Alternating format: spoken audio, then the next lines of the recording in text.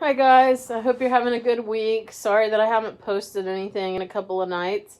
I've been pretty busy with some other things, but I want you to do me a favor. If you are checking in on Google Classroom, if you're listening to these um, audio clips of the story, or if you're just doing the activities, if you've read the article or you've tried to complete some of the worksheets, make sure you just send me a message and let me know that you've been working. I haven't had a lot of contact with very many of you guys, and so I'm just trying to keep the lines of communication open. So if you would, just reach out to me, send me a message either here on Google Classroom or an email, and just let me know, like, hey, Miss Carroll, I've been listening to your stories, or, I read the article. I've been trying to do some of the worksheets and complete some of those assignments that have been posted. So just let me know, again, what your progress is. Even if you haven't done very much, that's okay. I just would like to hear from you guys just to kind of check in and see how everybody's doing and what's going on. So send me a message. Let me know how things are going for you. And, let me know that you're healthy and hanging in there at home. All right, so when we last left off, it's been a few days, like I said, but we finished the first 3 chapters of Harry Potter and the Chamber of Secrets, which is, as you guys know, the second book. So we're going to start with chapter 4 today. And just to recap quickly, when we left off, Harry had been rescued by Fred and George and Ron Weasley in their dad's flying car. And they came and they got him out of the Dursleys and took him to their house, which is called the Burrow. And while at the Burrow, Harry was surprisingly impressed with their home, and obviously it wasn't anything expensive or fancy, but he loved it. He loved how it was set up. He loved the magic. He loves this family. And so at the end of the chapter, Ron sort of makes a point to say, yeah, I know it's not much. It's small. It's not like the room you had with the muggles. And Harry ends that chapter by saying, this is the best house I've ever been in. And so it's clear that Harry and Ron, material things aside, they have a great friendship. Harry doesn't care if Ron is rich or poor. He just loves the company that he has at their house. He wouldn't care what their house looked like. He would much rather be there than stuck at the Dursleys. So he's very happy to be back in the magical world and with the Weasley family. All right, so chapter 4 begins on page 42 of the book, and it is called At Flourish and Blots. Life at the Burrow was as different as possible from life on Privet Drive. The Dursleys liked everything neat and ordered. The Weasleys' house burst with the strange and unexpected. Harry got a shock the first time he looked in the mirror over the kitchen mantelpiece, and it shouted, "Tuck your shirt in, Scruffy!" The ghoul in the attic howled and dropped pipes whenever he felt things were getting too quiet, and small explosions from Fred and George's bedroom were considered perfectly normal. What Harry found most unusual about life at Ron's, however, wasn't the talking mirror or the clanking ghoul. It was the fact that everybody there seemed to like him. Mrs. Weasley fussed over the state of his socks and tried to force him to eat 4 helpings at every meal. Mr. Weasley liked how Harry sat next to him at the dinner table, so that he could bombard him with questions about life with muggles, asking him to explain how things like plugs and the postal service worked. "Fascinating," he would say, as Harry talked him through using the telephone. "Ingenious, really. How many ways muggles have found of getting along without magic." Harry heard from Hogwarts one sunny morning about a week after he had arrived at the Burrow.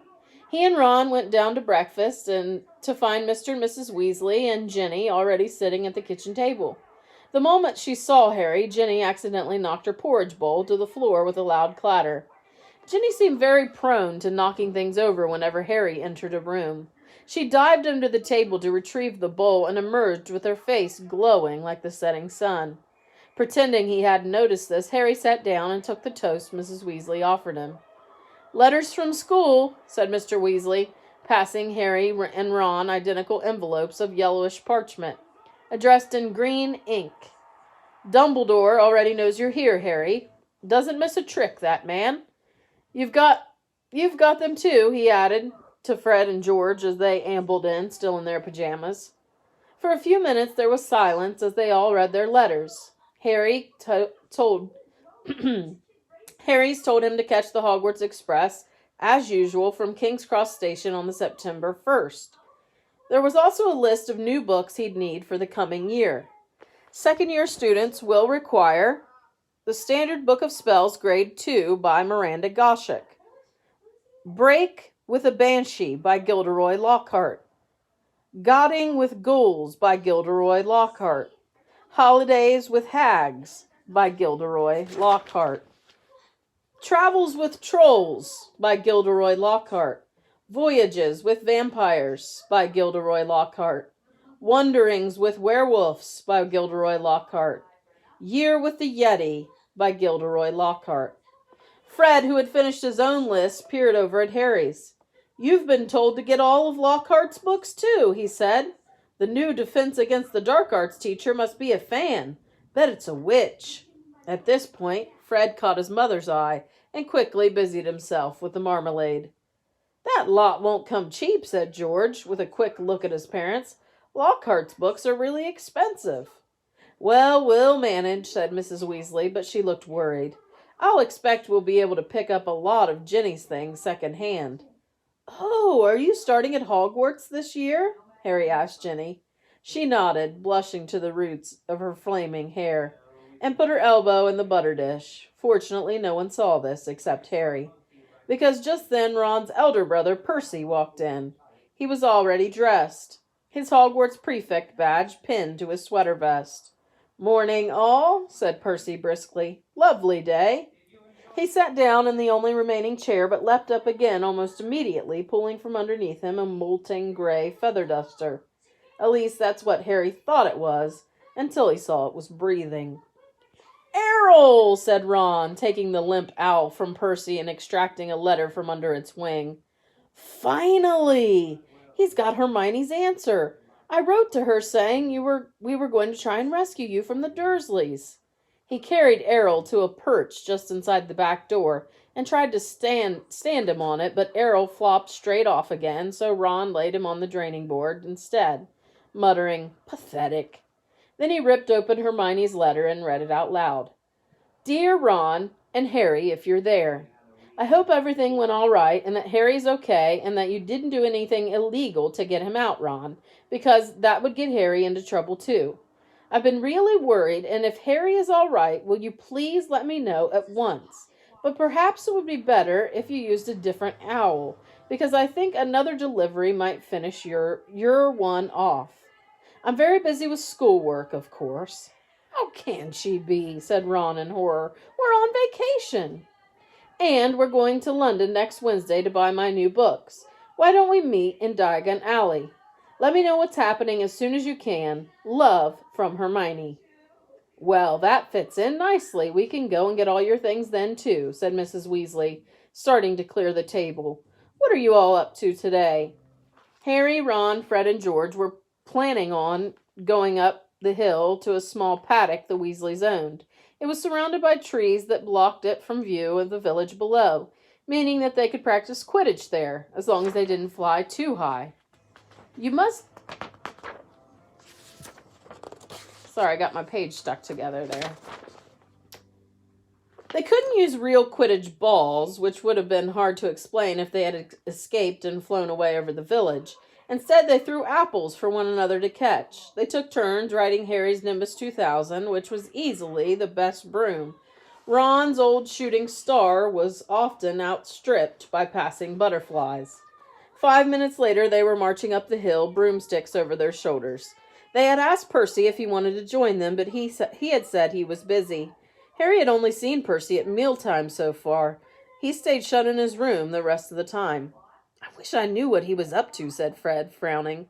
"He's not himself. His exam results came the day before you did. 12 OWLs, and he hardly gloated at all."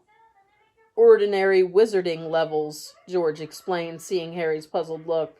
"Bill got 12 too. If we're not careful, we'll have another head boy in the family.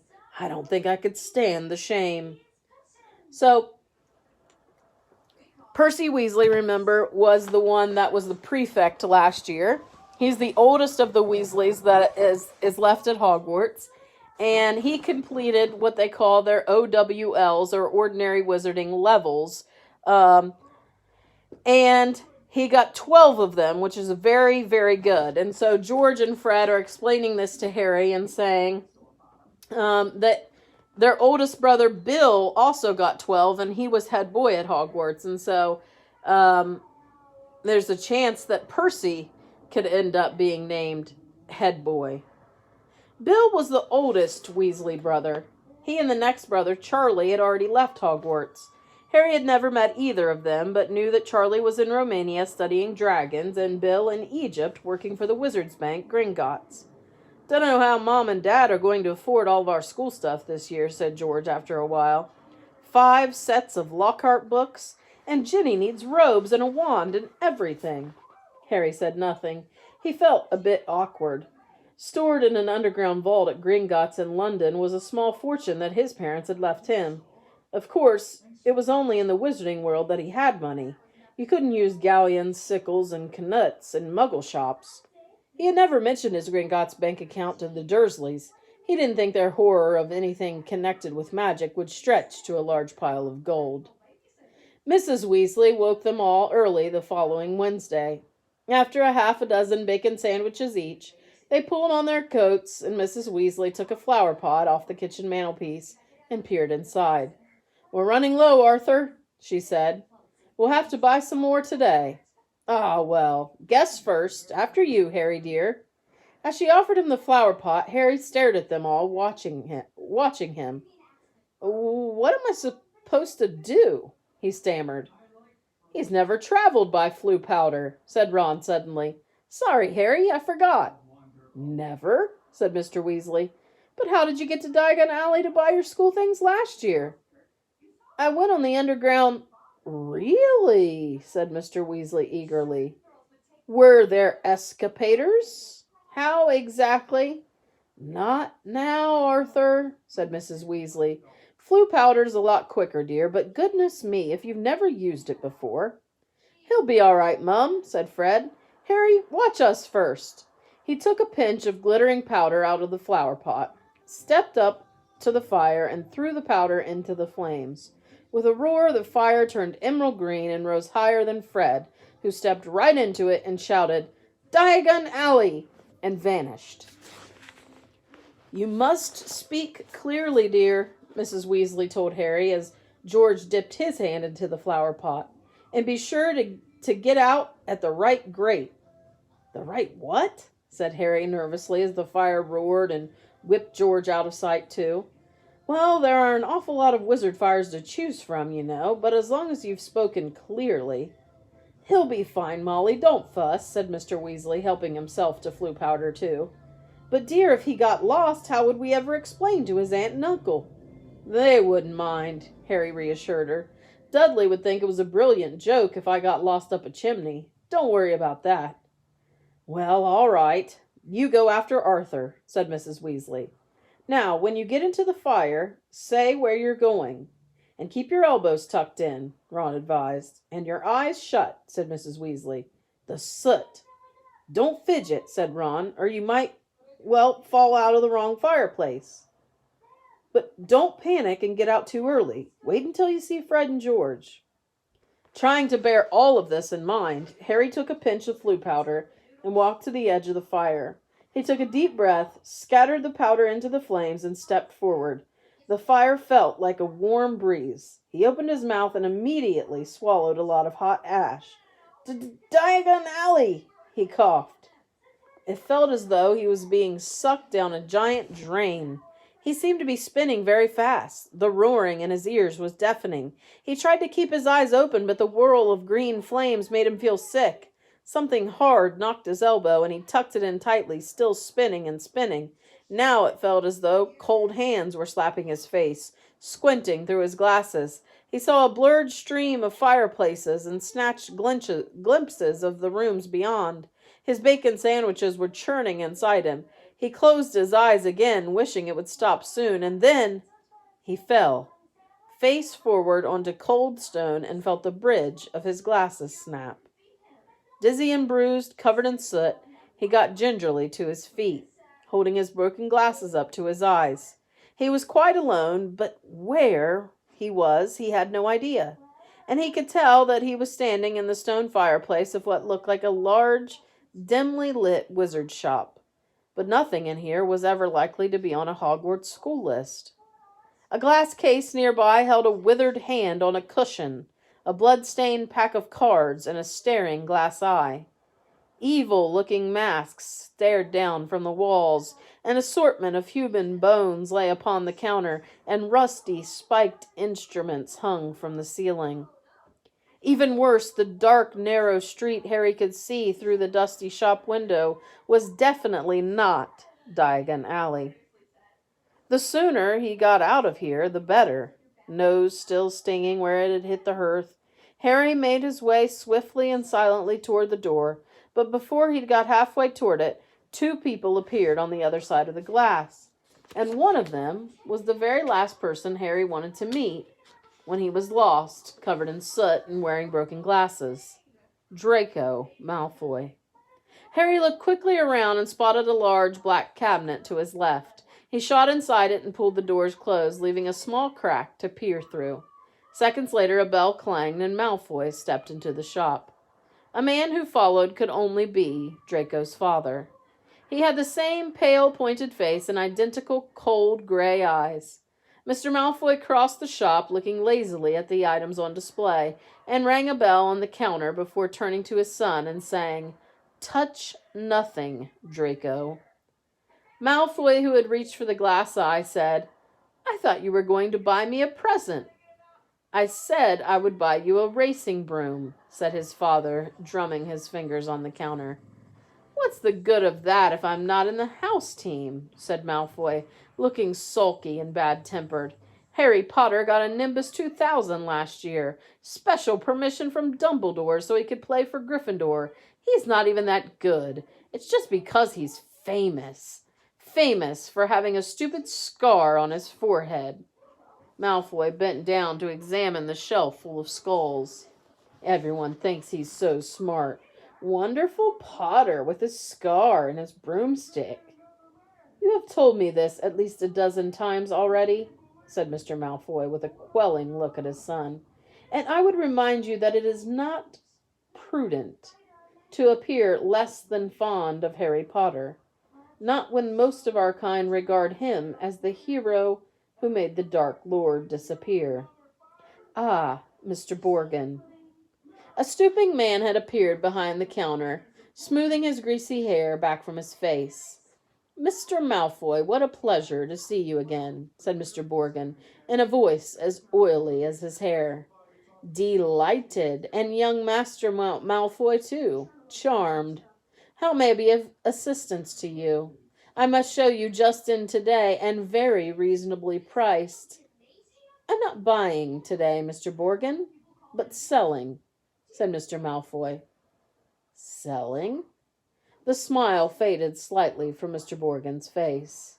"You have heard, of course, that the Ministry is conducting more raids," said Mr. Malfoy, taking a roll of parchment from his inside pocket and unraveling it for Mr. Borgin to read.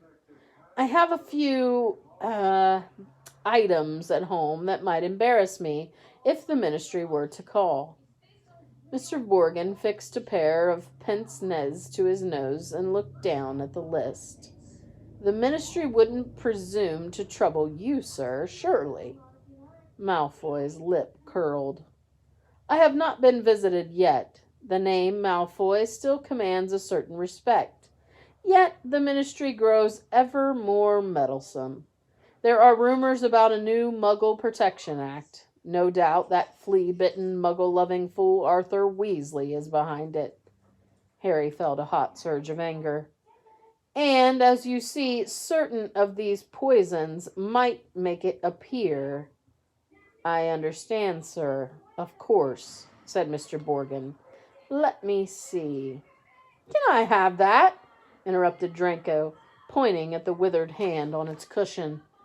Ah, the hand of glory, said Mr. Borgin, abandoning Mr. Malfoy's list and scurrying over to Draco. Insert a candle and it gives light only to the holder. Best friend of thieves and plunderers. Your son has fine taste, sir. I hope my son will amount to more than a thief or a plunderer, Borgin, said Mr. Malfoy coldly.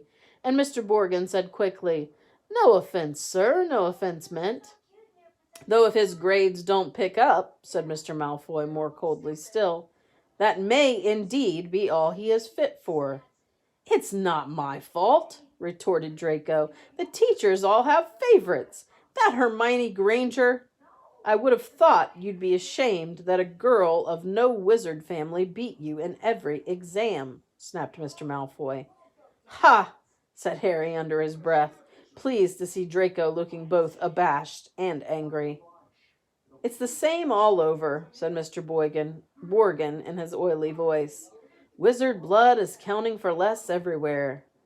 Not with me, said Mr. Malfoy, his long nostrils flaring. No, sir, not with me. Not with me, sir, said Mr. Borgin with a deep bow. In that case, perhaps we can return to my list, said Mr. Malfoy shortly. I'm in something of a hurry, Borgin. I have important business elsewhere today. They started to haggle. Harry watched nervously as Draco drew nearer and nearer to his hiding place, examining the objects for sale. Draco paused to examine a long coil of hangman's rope, and to read, smirking, the card propped on the magnificent necklace of opals. Caution, do not touch, cursed, has claimed the lives of 19 Muggle owners to date. Draco turned away and saw the cabinet right in front of him. He walked forward. He stretched out his hand for the handle. Done, said Mr. Malfoy at the counter. Come, Draco. Harry wiped his forehead on the sleeve as Draco turned away. Good day to you, Mr. Borgin. I'll expect you at the manor tomorrow to pick up the goods. The moment the door had closed, Mr. Borgin dropped his oily manner. Good day yourself, Mr. Malfoy. And if the stories are true, you haven't sold me half of what's hidden in your manor. Muttering darkly, Mr. Borgin disappeared into the back room. Harry waited for a minute in case he came back, then quietly as he could, slipped out of the cabinet, past the glass cases, and out of the shop door. Clutching his broken glasses to his face, Harry stared around. He had emerged into a dingy alley that seemed to be made up entirely of shops devoted to the dark arts. The one he'd just left, Borgin and Burke's, looked like the largest, but opposite was a nasty window display of shrunken heads, and 2 doors down a large cage was alive with gigantic black spiders. 2 shabby-looking wizards were watching him from the shadow of a doorway, muttering to each other. Feeling jumpy, Harry set off, trying to hold his glasses on straight, and hoping against hope he'd be able to find a way out of here. An old wooden street sign hanging over a shop selling poisonous candles told him that he was in Nocturne Alley. This didn't help, as Harry had never heard of such a place. He supposed he hadn't spoken clearly enough through his mouthful of ashes. Back in the Weasleys' fire, trying to stay calm, he wondered what to do. Not lost, are you, my dear? Said a voice in his ear, making him jump. An aged witch stood in front of him, holding a tray of what looked horribly like whole human fingernails. She leered at him, showing mossy teeth. Harry backed away. I'm fine, thanks, he said. I'm just... Harry! What do you think you're doing down there? Harry's heart leapt, and so did the witch. A load of fingernails cascaded down over her feet, and she cursed as the massive form of Hagrid, the Hogwarts gamekeeper, came striding toward them, beetle-black eyes flashing over his giant, bristling beard. "Hagrid!" Harry croaked in relief. "I was lost! Floo powder!" Hagrid seized Harry by the scruff of the neck and pulled him away from the witch, knocking the tray right out of her hands. Her shrieks followed them all the way along the twisting alleyway out into the bright sunlight.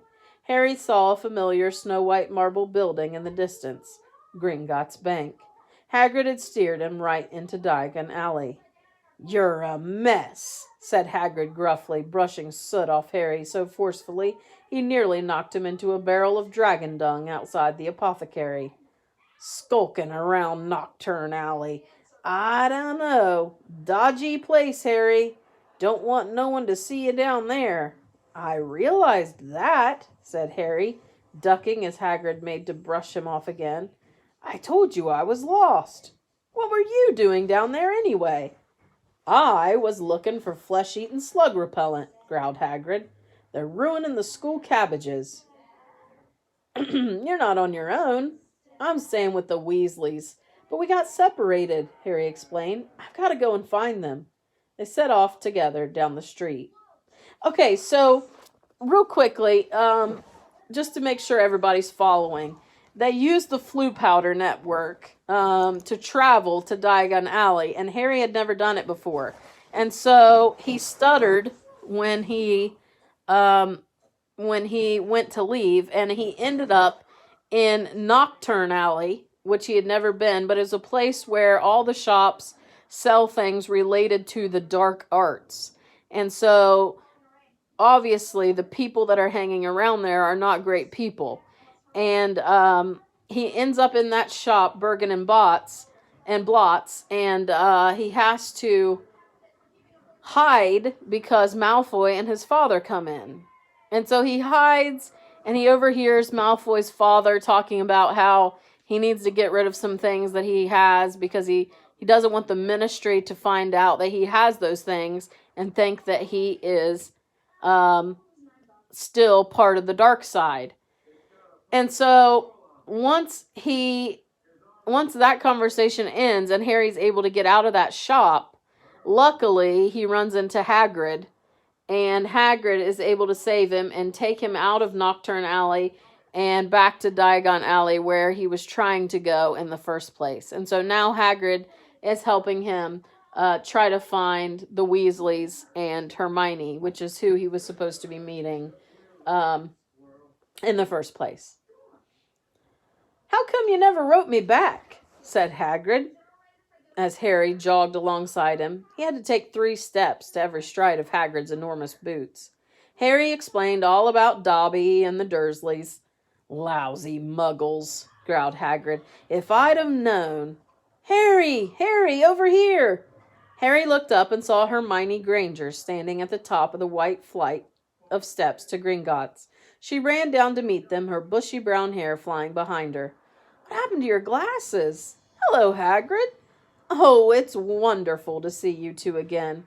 Are you coming into Gringotts, Harry?" "As soon as I've found the Weasleys," said Harry. "You won't have to wait long," Hagrid said with a grin. Harry and Hermione looked around. Sprinting up the crowded street were Ron, Fred, George, Percy, and Mr. Weasley. "Harry," Mr. Weasley panted, "we hoped you'd only gone one grade too far." He mopped his glistening bald patch. "Molly's frantic. She's coming now." "Where did you come out?" Ron asked. "Knockturn Alley," said Hagrid grimly. "Excellent," said Fred and George together. "We've never been allowed in," said Ron enviously. "I should ruddy well think not," growled Hagrid. Mrs. Weasley now came galloping into view, her handbag swinging wildly in one hand, Ginny just clinging on to the other. "Oh, Harry, oh, my dear, you could have been anywhere." Gasping for breath, she pulled a large clothes brush out of her bag and began sweeping off the soot Hagrid hadn't managed to beat away. Mr. Weasley took Harry's glasses, gave them a tap of his wand, and returned them good as new. "Well, gotta be off," said Hagrid, who was having his hand wrung by Mrs. Weasley. Nocturne Alley. If you hadn't found him, Hagrid. See you at Hogwarts, and he strode away, head and shoulders taller than anyone else in the packed street. Guess who I saw in Borgin and Burke's? Harry asked Ron and Hermione as they climbed the steps to Gringotts. Malfoy and his father. Did Lucius Malfoy buy anything? Said Mr. Weasley sharply behind them. No, he was selling. So he's worried, said Mr. Weasley with grim satisfaction. Oh, I'd love to get Lucius Malfoy for something. You be careful, Arthur, said Mrs. Weasley sharply, as they were bowed into the bank by a goblin at the door. That family's trouble. Don't go biting off more than you can chew. So you don't think I'm a match for Lucius Malfoy? Said Mr. Weasley indignantly. But he was distracted almost at once by the sight of Hermione's parents, who were standing nervously at the counter that ran all along the great marble hall, waiting for Hermione to introduce them. But you're muggles, said Mr. Weasley delightedly. We must have a drink. What's that you got there? Oh, you're changing muggle money. Molly, look! He pointed excitedly at the 10-pound notes in Mr. Granger's hand. Meet you back here, Ron said to Hermione as the Weasleys and Harry were led off to their underground vaults by another Gringotts goblin. The vaults were reached by means of small, goblin-driven carts that sped along miniature train tracks through the bank's underground tunnels. Harry enjoyed the breakneck journey down to the Weasleys' vault, but felt dreadful, far worse than he had in Nocturne Alley, when it was open. There was a very small pile of silver sickles inside, and just one gold galleon. Mrs. Weasley felt right into the corners before sweeping the whole lot into her bag. Harry felt even worse when they reached his vault. He tried to block the contents from view, but he hastily shoved handfuls of coins into the leather bag. Back outside on the marble steps, they all separated. Percy muttered vaguely about needing a new quill. Fred and George had spotted their friend from Hogwarts, Lee Jordan.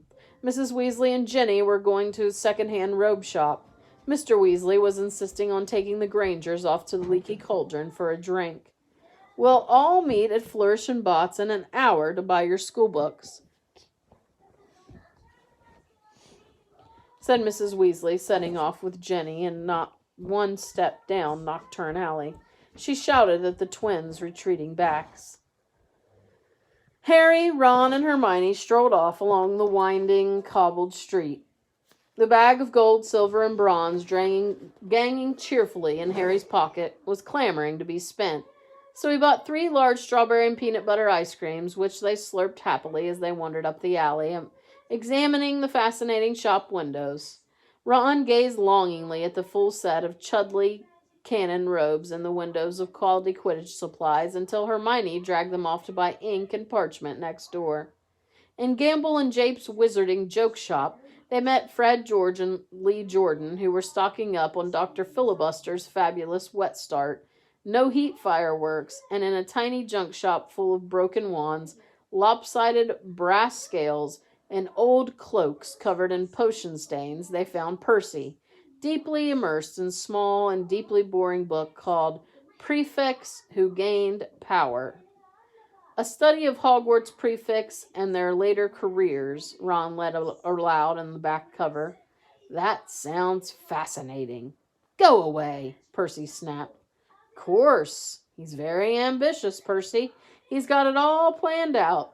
He wants to be Minister of Magic, Ron told Harry and Hermione in an undertone as they left Percy to it. An hour later, they headed for Flourish and Blott's. They were by no means the only ones making their way to the bookshop. As they approached it, they saw, to their surprise, a large crowd jostling outside the doors trying to get in. The reason for this was proclaimed by a large banner stretched across the upper windows. Gilderoy Lockhart will be signing copies of his autobiography, Magical Me, today, 12:30 p.m. to 4:30 p.m. We can actually meet him, Hermione squealed. I mean, he's written almost the whole book list. The crowd seemed to be made up mostly of witches around Mrs. Weasley's age. A harassed-looking wizard stood at the door, saying, Calmly, please, ladies. Don't push there. Mind the books now. Harry, Ron, and Hermione squeezed inside. A long line wound right to the back of the shop where Gilderoy Lockhart was signing his books. They each grabbed a copy of the Standard Book of Spells, Grade 2, and sneaked up to the line where the rest of the Weasleys were standing with Mr. and Mrs. Granger. "Oh, there you are. Good," said Mrs. Weasley. She sounded breathless and kept patting her hair. "We'll be able to see him in a minute." Gilderoy Lockhart came slowly into view, seated at the table, surrounded by large pictures of his own face, all winking and flashing dazzlingly white teeth at the crowd. The real Lockhart was wearing robes of forget-me-not blue that exactly matched his eyes. His pointed wizard's hat was set in a jaunty angle on his wavy hair. A short, irritable-looking man was dancing around taking photographs with a large black camera that emitted puffs of purple smoke with every blinding flash. "Out of the way there," he snarled at Ron, moving back to get a better shot. "This is for the Daily Prophet." "Big deal," said Ron, rubbing his foot where the photographer had stepped on it. Gilderoy Lockhart heard him. He looked up. He saw Ron, and then he saw Harry. He stared. Then he leapt to his feet and positively shouted, "It can't be Harry Potter!" The crowd parted, whispering excitedly. Lockhart dived forward, seized Harry's arm, and pulled him to the front. The crowd burst into applause. Harry's face burned as Lockhart shook his hand for the photographer, who was clicking away madly, wafting thick smoke over the Weasleys. "Nice big smile, Harry," said Lockhart through his own gleaming teeth. "Together, you and I are worth the front page." When he finally let go of Harry's hand, Harry could hardly feel his fingers. He tried to sidle back over to the Weasleys, but Lockhart threw an arm around his shoulders and clamped him tightly to his side. "Ladies and gentlemen," he said loudly, waving for quiet, "what an extraordinary moment this is. The perfect moment for me to make a little announcement I've been sitting on for some time. When young Harry here stepped into Flourish and Blots today, he only wanted to buy my autobiography, which I shall be happy to present to him now, free of charge." The crowd applauded again. "He had no idea," Lockhart continued, giving Harry a little shake that made his glasses slip to the end of his nose, "that he would shortly be getting much, much more than my book, Magical Me. He and his schoolmates will, in fact, be getting the real Magical Me. Yes, ladies and gentlemen, I have great pleasure and pride in announcing that this September I will be taking up the post of Defense Against the Dark Arts teacher at Hogwarts School of Witchcraft and Wizardry." The crowd cheered and clapped, and Harry found himself being presented with the entire works of Gilderoy Lockhart. Staggering slightly under their weight, he managed to make his way out of the limelight to the edge of the room, where Ginny was standing next to her new cauldron. "You have these," Harry mumbled to her, tipping the books into the cauldron. "I'll buy my own." "Bet you loved that, didn't you, Potter?" said a voice Harry had no trouble recognizing. He straightened up and found himself face to face with Draco Malfoy, who was wearing his usual sneer. "Famous Harry Potter," said Malfoy. "Can't even go into a bookshop without making the front page." "Leave him alone. He didn't want all that," said Ginny. It was the first time she had spoken in front of Harry. She was glaring at Malfoy. "Potter, you've got yourself a girlfriend," drawled Malfoy, and Ginny went scarlet as Ron and Hermione fought their way over, both clutching stacks of Lockhart's books. "Oh, it's you," said Ron, looking at Malfoy as if he were something unpleasant on the sole of his shoe. "Bet you're surprised to see Harry here, eh?" "Not as surprised as I am to see you in a shop, Weasley," retorted Malfoy. "I suppose your parents will go hungry for a month to pay for all those." Ron went as red as Ginny. He dropped his books into the cauldron, too, and started toward Malfoy, but Harry and Hermione grabbed the back of his jacket. "Ron," said Mrs. Weasley, struggling over with Fred and George. What are you doing? It's too crowded in here. Let's go outside." Well, Arthur Weasley." It was Mr. Malfoy. He stood with his hand on Draco's shoulder, sneering in just the same way. "Lucius," said Mr. Weasley, nodding coldly. Busy time at the ministry, I hear, said Mr. Malfoy. All those raids. I hope they're paying you overtime. He reached into Ginny's cauldron and extracted from amid the glossy Lockhart books a very old, very battered copy of A Beginner's Guide to Transfiguration. Obviously not, Mr. Malfoy said. Dear me, what's the use of being a disgrace to the name of wizard if they don't even pay you well for it? Mr. Weasley flushed darker than either Ron or Ginny. We have a very different idea of what disgraces the name of wizard, Malfoy, he said. Clearly, said Mr. Malfoy, his pale eyes straying to Mr. and Mrs. Granger, who were watching apprehensively. The company you keep, Weasley, and I thought your family could sink no lower. There was a thud of metal as Ginny's cauldron went flying. Mr. Weasley had thrown himself at Mr. Malfoy, knocking him backward into a bookshelf. Dozens of heavy spellbooks came thundering down on all their heads. There was a yell of, "Get him, Dad!" from Fred or George. Mrs. Weasley was shrinking. "No, Arthur, no!" The crowd stampeded backward, knocking more shelves over. "Gentlemen, please, please!" cried the assistant, and then louder, then louder than all. "Break it up there, gents, break it up!" It was Hagrid, wading toward them through the sea of books. In an instant he had pulled Mr. Weasley and Mr. Malfoy apart. Mr. Weasley had a cut lip, and Mr. Malfoy had been hit in the eye by an encyclopedia of toadstools. He was still holding Ginny's old Transfiguration book. He thrust it at her, his eyes glittering with malice. "Here, girl, take your book. It's the best your father can give you." Pulling himself out of Hagrid's grip, he beckoned to Draco and swept from the shop. "You should have ignored him, Arthur," said Hagrid, almost lifting Mr. Weasley off his feet as he straightened his robes. "Rotten to the core, the whole family. Everyone knows that. No Malfoy's worth listening to. Bad blood, that's what it is. Come on now, let's get out of here." The assistant looked as though he wanted to stop them leaving, but he barely came up to Hagrid's waist and seemed to think better of it. They hurried up the streets, the Grangers shaking with fright, and Mrs. Weasley beside herself with fury. "A fine example to set for your children, brawling in public. What Gilderoy Lockhart must have thought." "He was pleased," said Fred. "Didn't you hear him as we were leaving? He was asking that bloke from the Daily Prophet if he'd be able to work the fight into his report. Said it was all publicity." But it was a subdued group that headed back to the fireside in the leaky cauldron, where Harry, the Weasleys, and all their shopping would be traveling back to the Burrow using the flu powder. They said goodbye to the Grangers, who were leaving the pub for the Muggle Street on the other side. Mr. Weasley started to ask them how bus stops worked, but stopped quickly at the look on Mrs. Weasley's face. Harry took off his glasses and put them safely in his pocket before helping himself to flu powder. It definitely wasn't his favorite way to travel. All right, so that is the end of Chapter 4, and obviously there's some bad blood there between the Weasleys and the Malfoys that goes further than just Draco not getting along with Harry and Ron.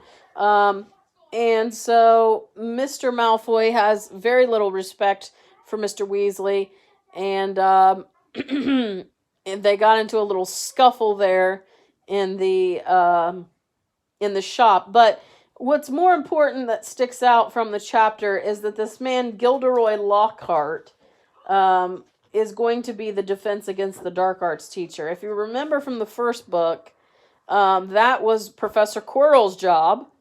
And we know that Professor Quirrell turned out to be bad. He was working with Voldemort the entire time and even letting Voldemort use his body as a host body.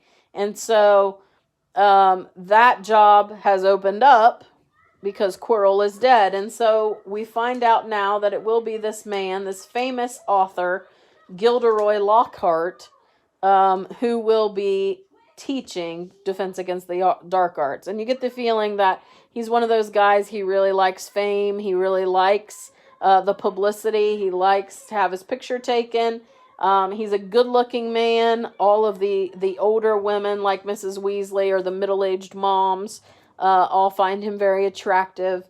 And so he is going to be a very important and interesting character as we move forward in this book. All right, that was a fairly long chapter, so I'm going to go ahead and stop there for tonight. Hopefully I'll be able to get to chapter 5 tomorrow, but it is the weekend, so if I don't get to it, then I will definitely get back with you guys on Monday. Don't forget to check in. Send me your thoughts on the book. Send me your thoughts on the article and the papers that have been posted on there. And just send me your thoughts on anything that's going on right now. Hope you guys are all staying healthy, and I'll see you soon.